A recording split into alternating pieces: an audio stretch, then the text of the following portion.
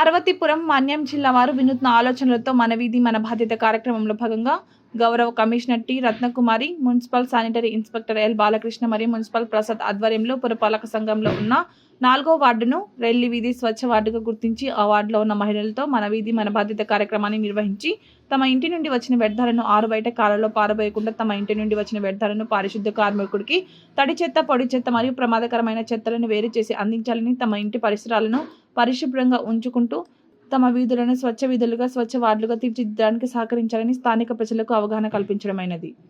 పురుగుల మందు కూడా తాగివచ్చు.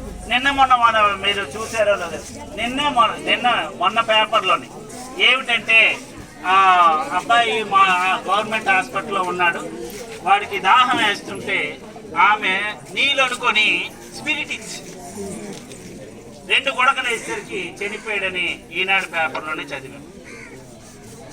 ఈనాడు పేపర్ అంటే ఏ వస్తువుని మనం ఎక్కడ పెడుతున్నాం? గ్రామ పెద్దలమైన మహిళలమైన మేమందరమే ఈరోజు కమిషనర్ గారు మరియు వార్డు కౌన్సిలర్లు, ఇన్ఛార్జీలు పరిధిలోని మా వార్డు మా బాధ్యత అంశం పైన అవగాహన పెంచుకున్నాము.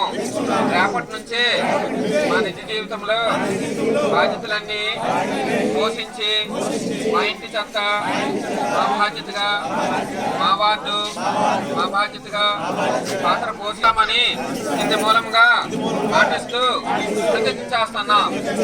4వ వార్డు, 5వ వార్డు.